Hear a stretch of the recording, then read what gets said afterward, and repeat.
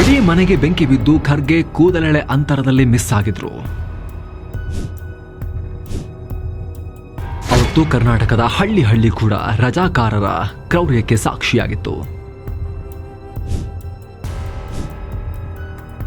ಆ ಮತಾಂಧ ಸೇನೆಯನ್ನ ಮಟ್ಟ ಹಾಕದಿದ್ರೆ ಈ ದೇಶ ಖಂಡಿತ ಈ ತರ ನೋಡೋಕೆ ಸಿಗ್ತಾ ಇರಲಿಲ್ಲ. ನಮಸ್ಕಾರ ಸ್ನೇಹಿತರೆ, ರಜಾಕಾರರ ಸೇನೆ ಭಾರತದ ರಾಜಕಾರಣದಲ್ಲೂ ಕೂಡ ಸ್ವತಂತ್ರ ಭಾರತದ ಇತಿಹಾಸದಲ್ಲಿ ಈ ಪದೇ ಪದೇ ಕೇಳಿಬರುವಂತ ಶಬ್ದ ಇದು. ಈ ರಜಾಕಾರರು ಅಂತ ಮತ್ತೆ ಇದು ಮುನ್ನೆಲೆಗೆ ಬರ್ತಾ ಇದೆ. ಮಹಾರಾಷ್ಟ್ರ ಚುನಾವಣೆಯಲ್ಲಿ ಯೋಗಿ ಮತ್ತು ಖರ್ಗೆ ವಾಕ್ಸಮರದಲ್ಲಿ ಯೋಗಿ ಆದಿತ್ಯನಾಥ್ ಖರ್ಗೆ ಅವರಿಗೆ ಈ ಒಂದು ಹಿಸ್ಟ್ರಿನ ನೆನಪು ಮಾಡಿದ್ದಾರೆ. ಅದು ಖರ್ಗೆ ಅವರ ಫ್ಯಾಮಿಲಿಗೆ ಟಚ್ ಆಗುವಂತ ಒಂದು ಹಿಸ್ಟ್ರಿ. ಖರ್ಗೆ ಏನು ಹೇಳಿದ್ರು, ಯೋಗಿ ಒಬ್ಬ ಭಯೋತ್ಪಾದಕ ಅನ್ನೋ ರೀತಿಯಲ್ಲಿ ಹೇಳಿಕೆಯನ್ನ ಕೊಟ್ಟರು ಖರ್ಗೆ. ಅದಕ್ಕೆ ಪ್ರತಿಯಾಗಿ UP CM ರಜಾಕಾರರ ಹಿಸ್ಟ್ರಿಯನ್ನ ಖರ್ಗೆ ಅವರಿಗೆ ನೆನಪು ಮಾಡಿದ್ದಾರೆ. ಖರ್ಗೆ ಒಂದು ಸಮುದಾಯವನ್ನ ಓಲೈಕೆ ಮಾಡಿಸಿದ್ದಾರೆ. ನೀವು ಕೋಪ ಮಾಡ್ಕೊಳ್ಬೇಕಾಗಿರೋದು ನಮ್ಮ ಮೇಲಲ್ಲ ಖರ್ಗೆ ಅವರೇ, ನಿಮ್ಮ ಇಡೀ ಫ್ಯಾಮಿಲಿಯನ್ನ ಬೆಂಕಿ ಹಾಕಿ ಸುಟ್ಟ ಹೈದರಾಬಾದ್ ನಿಜಾಮರ ರಜಾಕಾರರ ಪಡೆ ಮೇಲೆ ನೀವು ಬೇಜಾರು ಮಾಡ್ಕೋಬೇಕು. ಈಗ ಓಟ್ಗೋಸ್ಕರ ದುಃಖವನ್ನ ಮರೆಮಾಚ್ತಿದ್ದೀರಾ, ದುಃಖವನ್ನ ತ್ಯಾಗ ಮಾಡ್ತಾ ಇದ್ದೀರಾ ಅಂತ ಕೇಳಿದ್ದಾರೆ. ಈ ಹೇಳಿಕೆ ರಾಷ್ಟ್ರ ಮಟ್ಟದಲ್ಲಿ ಚರ್ಚೆಯಾಗ್ತಾ ಇದೆ. 80 ವರ್ಷಗಳ ಹಿಂದಿನ ಘಟನೆಯನ್ನು ನೆನಪಿಸ್ತಾ ಇದೆ. ಕಾಂಗ್ರೆಸ್ನ ರಾಷ್ಟ್ರೀಯ ಅಧ್ಯಕ್ಷರ ಫ್ಯಾಮಿಲಿಗೆ ರಜಾಕಾರರ ಕೈಯಿಂದ ಏನಾಗಿತ್ತು ಅವತ್ತು ಅಂತ ಚರ್ಚೆ ಶುರುವಾಗಿದೆ. ಹಾಗಿದ್ರೆ ನಿಜಕ್ಕೂ ಅವತ್ತು ಏನಾಗಿತ್ತು? ಜಸ್ಟ್ ಮಿಸ್ ಅನ್ನೋ ತರ 7 ವರ್ಷದ ಬಾಲಕ ಮಲ್ಲಿಕಾರ್ಜುನ ಖರ್ಗೆ ಅವರು ಬದುಕಿ ಉಳಿದಿದ್ದು ಹೇಗೆ ರಜಾಕಾರರ ಪೆಟ್ಟಿನಿಂದ? ಆ ಘಟನೆ ಖರ್ಗೆ ಪಾಲಿಗೆ, ಭಾರತದ ಪಾಲಿಟಿಕ್ಸ್ ಪಾಲಿಗೆ ದೊಡ್ಡ ಘಟ್ಟ ಯಾಕೆ? ಇದೆಲ್ಲಕ್ಕೂ ಮಿಗಿಲಾಗಿ ಪದೇ ಪದೇ ವಿವಾದಕ್ಕೆ ಕಾರಣವಾಗ್ತಿರೋ ಇತಿಹಾಸದ ಗತಪುಟಗಳನ್ನ ಸೇರಿರೋ ಈ ರಜಾಕಾರರು ಯಾರು? ಭಾರತ ಸ್ವಲ್ಪ ಯಾಮಾರಿದ್ರೂ ಕೂಡ ಆಗ ದೇಶದಲ್ಲಿ ಸೃಷ್ಟಿಯಾಗ್ತಾ ಇದ್ದ ವಿನಾಶ ಎಂತಹದ್ದು ಎಲ್ಲವನ್ನ ಈ ವರದಿಯಲ್ಲಿ ನೋಡ್ತಾ ಹೋಗೋಣ. ಕಡೆ ತನಕ ಮಿಸ್ ಮಾಡಿದೆ ನೋಡಿ ಸ್ನೇಹಿತರೆ. ಖರ್ಗೆ ಅವರ ಈ ದುರಂತ ಬದುಕಿನ ಬಗ್ಗೆ ಗೊತ್ತಾಗಬೇಕು, ಈ ನೋವಿನ ಹಿಸ್ಟ್ರಿ ಬಗ್ಗೆ ಗೊತ್ತಾಗಬೇಕು ಅಂದ್ರೆ ಅವತ್ತಿನ ಪರಿಸ್ಥಿತಿ ಮತ್ತು ಆಗಿನ ಪಾಲಿಟಿಕ್ಸ್ ಬಗ್ಗೆ ಅರ್ಥ ಮಾಡ್ಕೋಬೇಕು.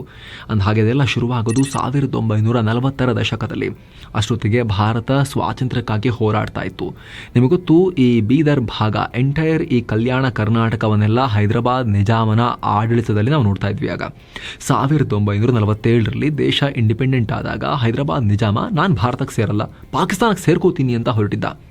ಸಾಕಷ್ಟು ಒಪ್ಪಂದಗಳು ನಡೆದವು, ಆದರೆ ಹೈದರಾಬಾದ್ ನಿಜಾಮ ಆಟ ಆಡ್ತಾ ಇದ್ದ. ಹೀಗಾಗಿ ವಲ್ಲಭಭಾಯ್ ಪಟೇಲ್ರು ಹೈದರಾಬಾದ್ಗೆ ಸೇನೆ ನುಗ್ಗಿಸ್ಬೇಕಾಯಿತು. ಆಗ ಯುದ್ಧ ನಡೀತು. ಆಗ ನಿಜಾಮನ ಸಹಾಯಕ್ಕೆ ಬಂದಿದ್ದೆ ಈ ರಜಾಕಾರರ ಗುಂಪು. ನಿಜಾಮನ ಖಾಸಗಿ ಸೇನೆ ತರ, ವ್ಯಾಗ್ನರ್ ಗ್ರೂಪ್ ತರ ಇದೊಂಥರ. ಮೊನ್ನೆಯಷ್ಟೇ ಈ ಹೆಸರು ಬಾಂಗ್ಲಾದಲ್ಲೂ ಕೇಳಿಬಂದಿತ್ತು. ಪ್ರತಿಭಟನಾಕಾರರನ್ನ ರಜಾಕಾರರು ಅಂತ ಕರೆದಿದ್ದಕ್ಕೆ ಪ್ರಧಾನಿ ಹಸೀನಾ ವಿರುದ್ಧ ಅಲ್ಲಿ ದೊಡ್ಡ ಗಲಭೆಯನ್ನ ಅಲ್ಲಿನ ಬಂಡುಕೋರರು ಸೃಷ್ಟಿ ಮಾಡಿದ್ರು. ಆಮೇಲೆ ಶೇಖ್ ಹಸೀನಾ ದೇಶವನ್ನೇ ಬಿಟ್ಟು ಓಡ್ ಬರಬೇಕಾಯಿತು. ಬಾಂಗ್ಲಾದ ಈ ಕ್ಷಿಪ್ರ ಕ್ರಾಂತಿಯಲ್ಲಿ ರಜಾಕಾರರು ಅನ್ನೋ ಪದ ಕೂಡ ದೊಡ್ಡ ಪ್ರಭಾವ ಬೀರಿತು.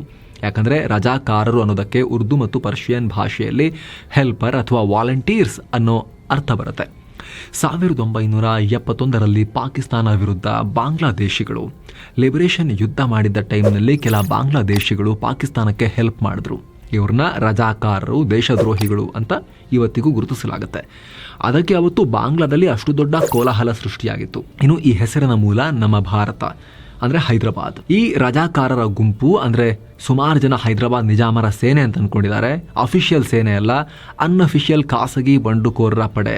ಈ ವ್ಯಾಗ್ನರ್ ಗ್ರೂಪ್ ಇದೆಯಲ್ಲ, ಪುಟಿನ್ದಿತ್ತಲ್ಲ, ಆ ರೀತಿ ನಿಜಾಮನ ಖಾಸಗಿ ಸೇನೆ ತರ ಅಂತ ಅನ್ಕೊಳ್ಳಿ, ಅನ್ಅಫಿಷಿಯಲ್ ಸೇನೆ ಅಂತ ಅನ್ಕೊಳ್ಳಿ. ಈಗ OIC ಅವರ ಪಾರ್ಟಿ ಇದೆಯಲ್ಲ, ಆಲ್ ಇಂಡಿಯಾ ಮಜ್ಲಿಸ್ ಇತ್ತಿಹಾದ್ ಮುಸ್ಲಿಮೀನ್, ಇದರ ಮಿಲಿಟರಿ ವಿಂಗ್ ಆಗಿತ್ತು ಈ ರಜಾಕಾರರ ಪಡೆ. ಆಗ ಹೈದರಾಬಾದ್ನಲ್ಲಿ MIM ಬರೀ ಸಂಘಟನೆಯಾಗಿತ್ತು, ಆಲ್ ಇಂಡಿಯಾ ಲೆವೆಲಲ್ಲಿ ಇರಲಿಲ್ಲ. ಆಲ್ ಇಂಡಿಯಾ ಅನ್ನೋ ಪದನೂ ಇರಲಿಲ್ಲ.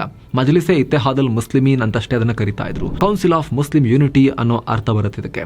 ಇದನ್ನ ಬಹದ್ದೂರ್ ಯಾರ್ ಜಂಗ್ ಅನ್ನೋನು ಹುಟ್ಟಾಕಿದ್ದ. ಈತ ಆಗ ತುಂಬಾ ಪ್ರಭಾವಿ ವ್ಯಕ್ತಿ, ನಿಜಾಮನಿಗೆ ಬೇಕಾಗಿದ್ದ ಮನುಷ್ಯ. ಇವನ್ ಜೊತೆಗೆ ಕಾಸಿಂ ರಜ್ವಿ ಅನ್ನೋನು ಕೂಡ ಇದ್ದ. ಈತ ಅಲಿಗಢ್ ವಿಶ್ವವಿದ್ಯಾಲಯದಲ್ಲಿ ಓದಿದಂಥ ಮನುಷ್ಯ, ಮತಾಂಧ ಮತ್ತು ಕ್ರೂರಿ ಕೂಡ ಆಗಿದ್ದ. ಸೊ ಇಬ್ರು ಸೇರಿ ಈ ರಜಾಕಾರರ ಸೇನೆಯನ್ನ ಹುಟ್ಟಾಕಿದ್ರು, ಅದನ್ನು ಮುನ್ನಡೆಸ್ತಾ ಇದ್ರು. ಇದರ ಕೆಲಸ ಏನು ಅಂದರೆ ಹೈದರಾಬಾದನ್ನ ಯಾವುದೇ ಕಾರಣಕ್ಕೂ ಭಾರತದ ಒಳಗೆ ವಿಲೀನ ಮಾಡೋಕೆ ಬಿಡಬಾರದು, ಅಲ್ಲಿ ತಮ್ಮದೇ ಸರ್ಕಾರ ಇರೋ ರೀತಿ ನೋಡ್ಕೋಬೇಕು. ಹಿಂದೂ ಬಹುಸಂಖ್ಯಾತರಿದ್ರೂ ಕೂಡ ಹೈದರಾಬಾದ್ ಇಸ್ಲಾಮಿಕ್ ಕಂಟ್ರಿ ಆಗಿರಬೇಕು ಅನ್ನೋದು ಇವರ ಅಲ್ಟಿಮೇಟ್ ಗೋಲ್ ಆಗಿತ್ತು. ಹೇಳಿ ಕೇಳಿ ಹೈದರಾಬಾದ್ ಆಗ ಶ್ರೀಮಂತ ರಾಜ್ಯ ಆಗಿತ್ತು. ಗಾತ್ರದಲ್ಲಿ ಬ್ರಿಟನ್ಗಿಂತಲೂ ದೊಡ್ಡದಾಗಿತ್ತು. ನಿಜಾಮ ಕೂಡ ಶ್ರೀಮಂತ. ಇಂಥ ದೊಡ್ಡ ಭೂಪ್ರದೇಶ, ಭಾರತದ ಮಧ್ಯ ಇರೋ ಈ ಭೂಪ್ರದೇಶ ಪಾಕಿಸ್ತಾನಕ್ಕೆ ಸೇರೋದಾಗ್ಲಿ, ಇಂಡಿಪೆಂಡೆಂಟ್ ಆಗೋದಾಗ್ಲಿ, ಸ್ವತಂತ್ರ ಭಾರತಕ್ಕೆ ಅರಗಿಸಿಕೊಳ್ಳಿಕ್ಕೆ ಸಾಧ್ಯವೇ ಇಲ್ಲದ ವಿಚಾರ ಆಗಿತ್ತು. ಸರ್ದಾರ್ ಪಟೇಲ್ ಬಿಡಕ್ಕೆ ರೆಡಿ ಇರಲಿಲ್ಲ, ನಿಜಾಮನು ರೆಡಿ ಇರಲಿಲ್ಲ. ಇಂಥ ಟೈಮ್ನಲ್ಲಿ ರಜಾಕಾರರ ಪಡೆ ಬಹುಸಂಖ್ಯಾತ ಹಿಂದೂಗಳನ್ನು ಟಾರ್ಗೆಟ್ ಮಾಡ್ತಾ ಇತ್ತು. ಯಾರಾದರೂ ಮುಸ್ಲಿಮರಲ್ಲೂ ಕೂಡ ಇಂಡಿಯಾಗೆ ಸೇರೋಣ ಅಂತ ಬಾಯ್ ಬಿಟ್ರೆ ಅವರನ್ನ ಕೂಡ ಟಾರ್ಗೆಟ್ ಮಾಡ್ತಾ ಇತ್ತು. ಭಾರತದಲ್ಲಿ ಇಸ್ಲಾಮಿಕ್ ಮೂಲಭೂತವಾದವನ್ನು ಹರಡೋಕೆ, ಅದನ್ನು ವಿರೋಧಿಸುವವರ ನಿರ್ದಾಕ್ಷಿಣ್ಯವಾಗಿ ಹತ್ತಿಕ್ಕೋಕೆ ಉಗ್ರ ಕೃತ್ಯಗಳನ್ನು ಮಾಡ್ತಾ ಇತ್ತು. ಇದನ್ನು ವಿರೋಧಿಸಿದ ಆವತ್ತಿನ ಭಾರತದ ಸರ್ಕಾರ 1948ರಲ್ಲಿ ಸೇನೆ ನುಗ್ಗಿಸಿತು. ಸರ್ದಾರ್ ಪಟೇಲ್ ಇದರ ಕಂಪ್ಲೀಟ್ ಉಸ್ತುವಾರಿಯನ್ನು ತಗೊಂಡಿದ್ರು. ಹೈದರಾಬಾದ್ ಮೇಲೆ ದಾಳಿ ಮಾಡಿದಾಗ ಹೈದರಾಬಾದ್ ನಿಜಾಮ ಉಸ್ಮಾನ್ ಅಲಿ ಖಾನ್ ಈ ಬಂಡುಕೋರರ ಸಹಾಯ ಕೇಳಿದ. ಆಗಲೇ ಈ ಪಡೆಗೂ ಭಾರತೀಯ ಸೇನೆಗೂ ಯುದ್ಧ ನಡೆದು ಹೋಯಿತು. ಆಗ ನಡೆದ ಹಿಂಸೆಯನ್ನು ವರ್ಣಿಸಲಿಕ್ಕಾಗಲ್ಲ, ಅಷ್ಟು ಭಯಾನಕವಾಗಿತ್ತು. ಸುಮಾರು 1-2 ಲಕ್ಷ ಬಂಡುಕೋರರ ಪಡೆ ಇತ್ತು ರಜಾಕಾರರ ಹತ್ರ. ಭಾರತದ ಸೇನೆ ಎಂಟ್ರಿ ಆಗ್ತಿದ್ದ ಹಾಗೆ ಈ ಪಡೆ ಕಂಡವರಿಗೆ ಗುಂಡು ಹಾರಿಸ್ತು. ಸೇನೆಯೊಂದಿಗೆ ಫೈಟ್ ಮಾಡಿದ ಅಷ್ಟೇ ಅಲ್ಲ, ಇವರು ಭಾರತೀಯ ಸೇನೆಯೊಂದಿಗೆ ಇವರು ಸಿಕ್ಕ ಜನರನ್ನ ಸಾಯಿಸಿ ಭಾರತ ಸರ್ಕಾರವನ್ನು ಹೆದರಿಸೋ ಪ್ರಯತ್ನವನ್ನು ಮಾಡಿದ್ರು. ಶ್ರೀಮಂತರ ಸಂಪತ್ತನ್ನು ಹೊತ್ಕೊಂಡು ಹೋದ್ರು. ಕೆಲವರು ಜೀವ ಉಳಿಸ್ಕೊಳ್ಳೋಕೆ ಮಹಾರಾಷ್ಟ್ರ, ಕರ್ನಾಟಕ ಇನ್ನಿತರ ಭಾಗಗಳಿಗೆ ಓಡಿ ವಲಸೆ ಬಂದರು. ಕೆಲವರು ದೇವಸ್ಥಾನ, ಮಸೀದಿಗಳಲ್ಲಿ ಆಶ್ರಯ ಪಡೆದರು. ಈ ಸಂದರ್ಭದಲ್ಲಿ ಅಂದಿನ ಗೃಹ ಮಂತ್ರಿಯಾಗಿದ್ದ ಸರ್ದಾರ್ ವಲ್ಲಭಾಯ್ ಪಟೇಲ್ರು, ನಾವು ಹೈದರಾಬಾದ್ಗೆ ಸೇನೆಯನ್ನು ನುಗ್ಗಿಸೋ ಪ್ರಮೇಯನೇ ಬರ್ತಾ ಇರಲಿಲ್ಲ, ಇದಕ್ಕೆಲ್ಲ ರಜಾಕಾರರು ಹಿಂದೂಗಳನ್ನು ನಡೆಸ್ಕೊಳ್ತಾ ಇದ್ದ ರೀತಿಯೇ ಕಾರಣ ಅಂತ ಹೇಳಿದ್ರು. ಅಷ್ಟರ ಮಟ್ಟಿಗೆ ಅವರ ಕ್ರೂರತ್ವ ಮಿತಿ ಮೀರಿತ್ತು. ಇಂಥ ಟೈಮ್ನಲ್ಲಿ ಖರ್ಗೆ ಅವರ ಕುಟುಂಬ ಕೂಡ ದಾಳಿಗೆ ತುತ್ತಾಯಿತು.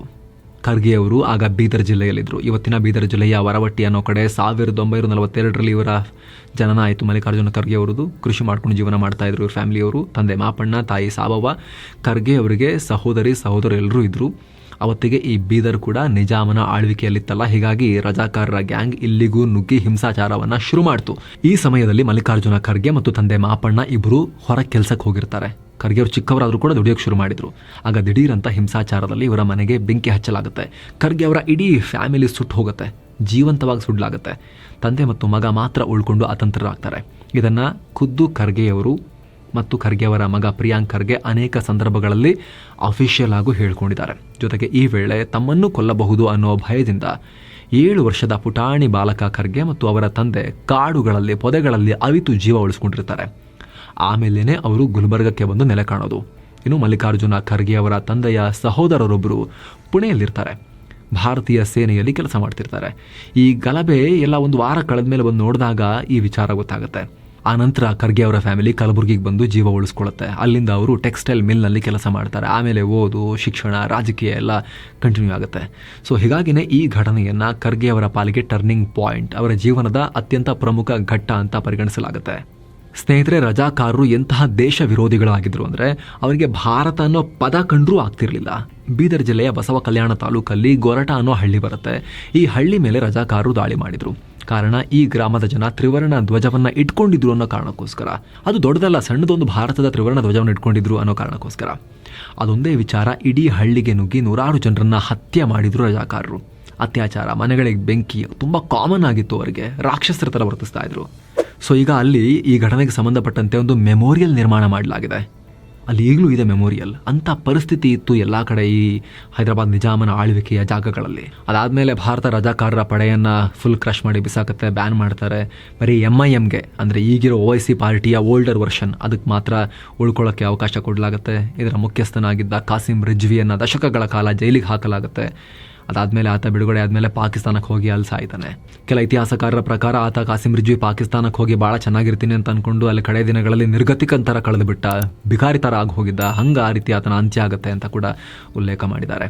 ಸೊ ಫ್ರೆಂಡ್ಸ್, ಇದಾಗಿತ್ತು ಖರ್ಗೆ ಅವರ ಮನೆಗೆ ರಜಾಕಾರರು ಬೆಂಕಿ ಇಟ್ಟು ಅವರ ಫ್ಯಾಮಿಲಿಯನ್ನು ನಾಶ ಮಾಡಿದ್ದ ಘಟನೆಯನ್ನು ಯಾಕೆ ಈಗ ಉಲ್ಲೇಖ ಮಾಡಲಾಗ್ತಾ ಇದೆ, ಯಾಕೆ ಯೋಗಿ ಅದನ್ನು ಅವರಿಗೆ ನೆನಪು ಮಾಡಿದ್ರು, ಖರ್ಗೆ ಅವರಿಗೆ ಏನಾಗಿತ್ತು ಅವತ್ತು ಅನ್ನೋದನ್ನು ಕ್ವಿಕ್ಕಾಗಿ ರೀಕಾಲ್ ಮಾಡೋ ಪ್ರಯತ್ನ. Thank you so much. ಮತ್ತೆ ಭೇಟಿ ಆಗ್ತಿರೋಣ.